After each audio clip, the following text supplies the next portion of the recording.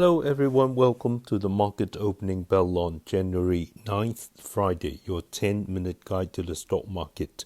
Hong Kong stocks continue to decline with the Hang Seng Index opening 156 points lower before the drop widened. It fell as much as 498 points during midday, reaching a low of 25,960 points, but the decline narrowed toward the close. The index closed down 309 points or 1.2% at 26,149 points. The X-share index fell 99 points or 1.1% to 9,039 points. The Hang Seng Tech Index dropped 60 points or 1% to 5,678 points. Total market turnover for the day was 268.2 billion Hong Kong dollars. Southbound trading turnover was 117.9 billion, while Southbound funds saw a net outflow of 4.9 billion Hong Kong dollars. Among them, net buys included Xiaomi at 1.072 billion, Tencent 863 million, SMIC 563 million, Alibaba 350 million, Goldwind Science and Technology 130 million. Net sales included Tracker Fund of Hong Kong at 6.284 billion, Hang Seng China Enterprises Index ETF 2.878 billion, CSOP Hang Seng Tech Index ETF 1.288 billion, China Mobile 732 million, Hua Hong Semiconductor 413 million, Meituan 227 million, Kuaishou 122 million. According to statistics, Southbound funds have net bought Xiaomi for 6 consecutive days, totaling 4.684 billion. Net bought Alibaba for 5 consecutive days, totaling 2.466 billion. Net sold China Mobile for the 4th consecutive day, totaling 3.138 billion. Technically, the Hang Seng Index briefly fell below 26,000 points, reaching a low of 25,960 points and broke through the 10-day moving average at 26,071 points, but closed above the 10-day line, below the 10-day line, the 50-day line at 26,008 points and 20-day line at 25,826 points are expected to provide support. The 3 major A-share indexes opened lower and fluctuated downward. The Shanghai Composite Index fell slightly by 2 points or 0.07% to close at 4,082 points. The Shenzhen Component Index closed down 71 points or 0.5% at 13,959 points. The Chinex Index closed down 27 points or 0.8% at 3,302 points. Combined turnover in Shanghai and Shenzhen was 2.8 trillion yuan. The renminbi US dollar central parity rate was lower by 10 points from the previous day at 7.0197 to $1. Hang Seng Bank announced that its shareholders have approved the privatization proposal and it will delete after the market close on the 27th of this month. Hang Seng Bank's share price rose 0.1% to $153.9, while HSBC fell 2.3% to $124.3.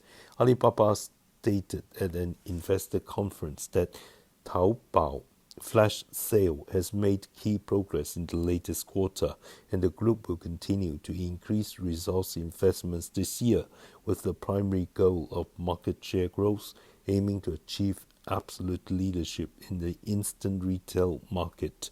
Alibaba's management indicated that for the next 2 years, they will disregard short-term profits and continue to subsidize merchants and users, expand coverage to more cities, and improve delivery timeliness, with order volume and market share as core evaluation metrics.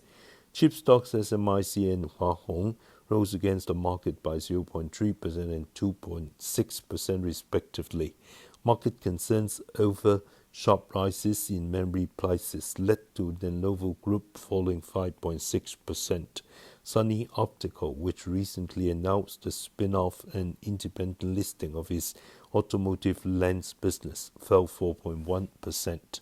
XPeng released 4 new models, including the new XPeng G6 pure electric version, new XPeng G9 pure electric version, XPeng G7 extended range version, and XPeng P7 Plus pure electric and extended range versions. XPeng CEO He Xiaopeng stated at the launch event that all 4 new models will be equipped with XPeng's second generation VLA Vision Language Action large model. He Xiaopeng claimed this is the industry's first physical world large model to achieve initial L4 level capabilities. This year, XPeng will see the landing and mass production of physical AI, starting operations of Robotaxi, as well as mass production of humanoid robots and flying cars. Lingbao Gold issued a profit alert, expecting net profit for 2025 to be between 1.503 billion and 1.573 billion yuan, up 115% to 125% from the previous year. Revenue is expected to be between 12.935 billion and 13.172 billion yuan, up 9% to 11%. This is mainly due to the group's continuous optimization of production organization, strengthened production scheduling, leading to sustained growth in gold output combined with favorable factors from rising gold market prices, resulting in significant overall efficiency improvements. Today, 3 new stocks are listed.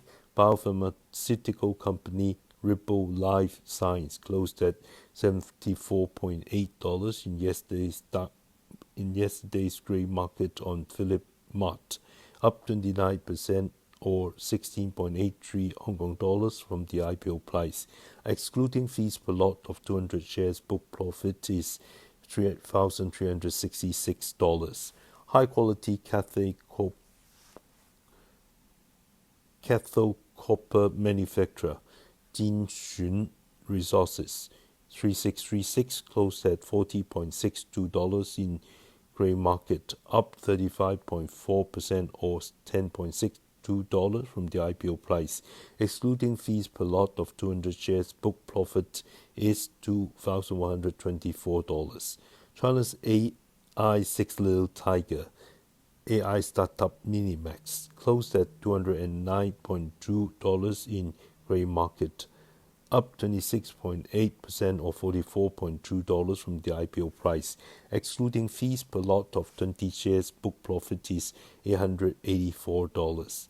The market continues to focus on international developments, with the 3 major US indexes showing mixed performance.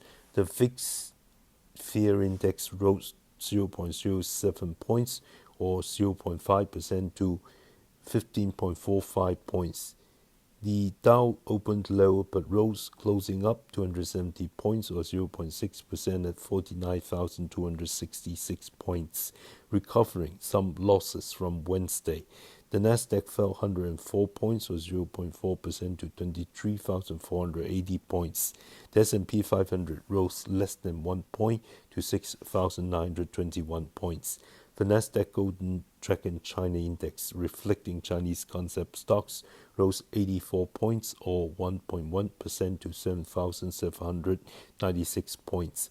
Alphabet rose against the market, reaching a high of $330.54 and closing up 1.1% at $326.01, hitting a historical closing high with market cap approaching $4 trillion, surpassing Apple to become the second highest market cap stock in the US. Large tech stocks generally fell, with Nvidia down 2.2%, Intel down 3.6%, Apple and Meta down less than 1%. After US President Trump called for a 227 defense budget of $1.5 trillion, defense stocks rose. Lockheed Martin up 4.3%, Northrop Grumman up over 2%. On the economic data front, US initial jobless claims for the week ending January 3rd rose 8,000 from the previous week to to 208,000, roughly in line with market expectation of 210,000, and still far below last year's average. U.S. non-farm business sector labor productivity surged 4.9% in Q3 2025, accelerating from the revised 4.1% in Q2, exceeding market expectations of 3%, the strongest since Q3 2023. Unit labor costs fell 1.9% in Q3 last year, far below the expected 1% rise, continuing the revised 2.9% decline from the previous quarter. Challenger, Gray and Christmas reported that U.S. employers announced 35,553 layoffs in December last year, the lowest since July 2024, down from 71,321 in November and 8% lower than December 2024. Total layoffs announced by employers last year were 1.2064 million, up 58% from 2024, the highest since 2020. The U.S. government led all industries in layoffs with 308,200, while the tech sector led the private sector with 154,400. U.S. wholesale inventories rose 0.2% in October last year, below September's 0.5% increase, in line with market expectations. Non-durable goods inventories rose 0.8%, slowing from September's 1.1%. Durable goods inventories fell 0.2% after rising 0.1% in September. The U.S. trade deficit in October last year narrowed sharply to $29.4 billion, the lowest since June 2009, compared to market expectations of a larger $58.1 billion deficit and a revised $48.1 billion in September. Exports grew 2.6% to $302 billion. Imports fell 3.2% to $331.4 billion, the lowest in 21 months. In the commodities sector, funds related to index rebalancing began adjustments on Thursday. The two widely used benchmark indexes, Bloomberg Commodity Index and Goldman Sachs Commodity Index, will adjust weights, which in turn will force funds tracking these indices to adjust their holdings accordingly. Current market consensus estimates are as follows.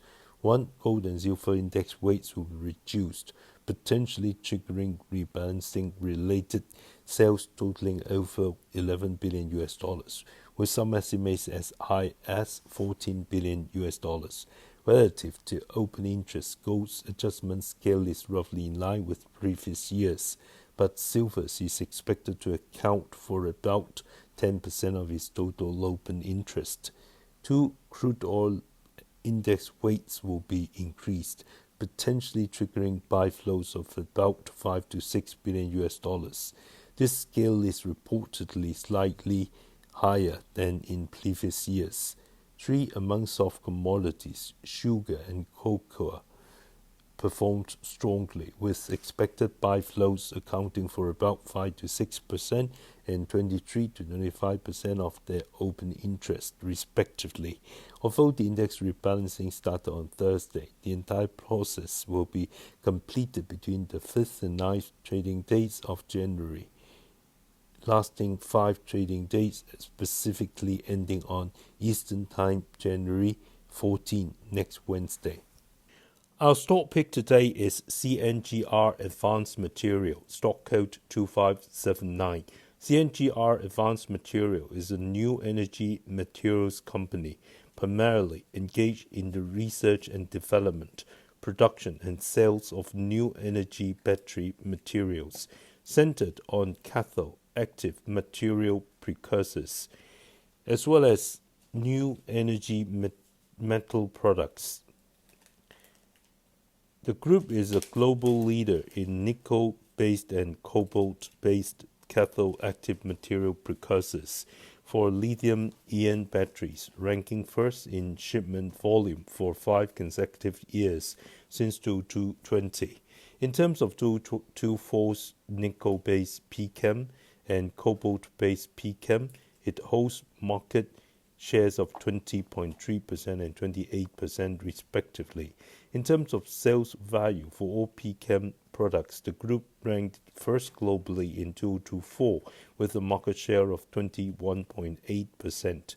To better serve customers and meet evolving market demands, the group launched phosphorus-based CAM in the second half of 2024. The group's new energy battery materials are widely used in lithium-ion batteries for electric vehicles, energy storage systems, consumer electronics, and applications with higher power demands and thus strong commercial potential, such as AI-enabled consumer electronic devices, humanoid robots, and low-altitude aircraft. The group has established an integrated R&D platform covering the entire production process and product life cycle, including mineral metallurgy, new energy materials research and mass production process development, manufacturing equipment design and optimization, product testing and evaluation, and recycling, enabling rapid product iteration. The group has also built a global supply chain, including nickel, phosphorus, and lithium resources, allowing for sustained access to stable and cost-effective raw materials supplies, thereby enhancing business resilience. As of June 30, 2025, the group has 4 production bases in China, 3 in Indonesia, 1 in Morocco, and is planning 1 each in Indonesia and South Korea. In Indonesia, its production bases leverage the country's abundant, high-quality and cost-effective nickel resources and well-established nickel value chain, serving as a regional hub for South Asia and Southeast Asia. In Morocco, its production base leverages the country's rich phosphate and clean energy resources, as well as its mature phosphate industry value chain, serving as a strategic hub for the European and American markets. South Korea is the second largest producer of new energy batteries by shipment volume in 2024, and the group's planned production base in South Korea positions it closer to major customers in the region. Over the past few years, the group's performance has grown steadily, with revenue increasing 13% from 30.343 billion yuan in 2022 to 34.273 billion yuan in 2023, and further increasing 17.4% to 40.222 billion yuan in 2024. Profit attributable to shareholders increased 25.8% from 1.548 billion yuan in 2022 to 1.947 billion in 2023, while profit attributable to shareholders in 2024 was 1.467 billion, representing a decline compared to 2023. Recommended buy price $33.8, target $37. Stop loss $33.2. I do not hold the aforementioned stock.